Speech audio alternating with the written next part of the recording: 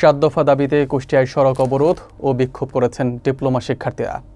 বুধবার সকালে শহরের ব্যস্ততম মজমপুর গেটে 1 ঘণ্টা ধরে এই কর্মসূচি পালন করেছেন তারা। এতে কুষ্টিয়া পলিটেকনিক ইনস্টিটিউট সহ বিভিন্ন বেসরকারি পলিটেকনিক ইনস্টিটিউটের শিক্ষার্থীরা অংশ নেন। তাদের দাবিগুলোর মধ্যে রয়েছে উচ্চ শিক্ষার সুযোগ বৃদ্ধি, সরকারি চাকরিতে নিয়োগ এবং শিক্ষক সংকট নিরসন। বিস্তারিত থাকছে মোহাম্মদ মঞ্জুরুল ইসলামের প্রতিবেদনে।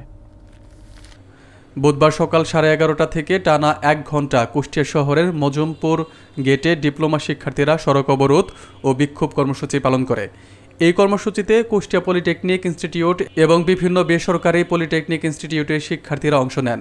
তাদের 7 দফা দাবির মধ্যে উল্লেখযোগ্য হল ডিপ্লোমা প্রকৌশলীদের জন্য 10ম গ্রেড বরাদ্দ, কারিগরি শিক্ষা বোর্ডের চেয়ারম্যান হিসেবে ডিপ্লোমা প্রকৌশলীদের মধ্য থেকে নিয়োগ, উচ্চশিক্ষায় সুযোগ বৃদ্ধি, কারিগরি শিক্ষায় শিক্ষিতদের সরকারি চাকরিতে নিয়োগ, শিক্ষা প্রতিষ্ঠানের শিক্ষক সংকট দূর করা, বাস্তবমুখী প্রশিক্ষণের উপর গুরুত্ব দেওয়া এবং বেসরকারি চাকরিতে অভিন্ন বেতন স্কেল নির্ধারণ করা। অবরোধ কর্মসূচিতে diploma engineers association of Bangladesh, Kushtia জেলা শাখার আহ্বায়ক প্রকৌশলী মোহাম্মদ আশরাফ আলী এবং কুষ্টিয়া পলিটেকনিক ইনস্টিটিউট ছাত্রদলের সদস্য সচিব মারুফ হোসেন পিয়াস নেতৃত্ব দেন। আয়োজকরা জানিয়েছেন, আগামী দিনে এই আন্দোলন আরও ব্যাপক আকারে পরিচালিত হবে এবং দেশের সব কারিগরি শিক্ষা প্রতিষ্ঠানে একযোগে প্রতিবাদ কর্মসূচি পালনের আহ্বান জানানো হয়েছে।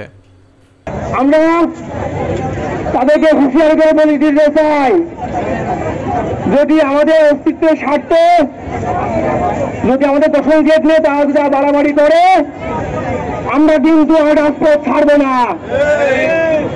আমরা প্রতিটা জেলা থেকে ব্লক কর্মসূচি দিয়ে পুরো দেশকে অচল করে দিব। আমরা রক্ত দিতে নিজের স্টুডেন্ট কিন্তু এখনো সরকার আছে।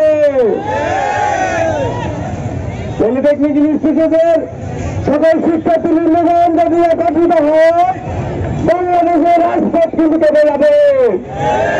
প্রত্যেকটা অফিস এখন কিন্তু বন্ধ হয়ে যাবে। আপনারা বিদ্যুৎ থেকে পানি, খাদ্য, বস্ত্র কোনো জায়গায় কিন্তু আপনারা সুযোগ সুবিধা পাবেন না। অতএব আপনারা যে অযৌক্তিক দাবি নিয়ে দেশে যে শৃঙ্খলার ব্যবস্থাপনা সৃষ্টি করতে যাচ্ছে, অতি দ্রুত আপনারা আপনাদের অযৌক্তিক দাবি নিয়ে বাসায় ফিরে যান। কিন্তু আপনারা তাড়াতাড়ি করতে হবে। আপনারা লড়ে চলতে পারবেন না, বাসায় ফিরতে পারবেন না, কোনো কার্যক্রম করতে পারবেন না। যেভাবে আছেন এভাবেই থাকে। বাংলাদেশ থেকে কিন্তু বৈষম্য বিরোধী আন্দোলন কিন্তু করেছিলেন না? সে বৈষম্য কিন্তু এখন আপনারা কিন্তু দূরীকরণের ব্যতিক্রম কিন্তু আপনারা বৈষম্য টেনে আনছেন। এই বৈষম্য নিয়ে আন্দোলনে বৈষম্য করলে কিন্তু এবার কিন্তু হাসিনা মতো আপনাদের বিরাজিত করতে হবে। আমি আজকে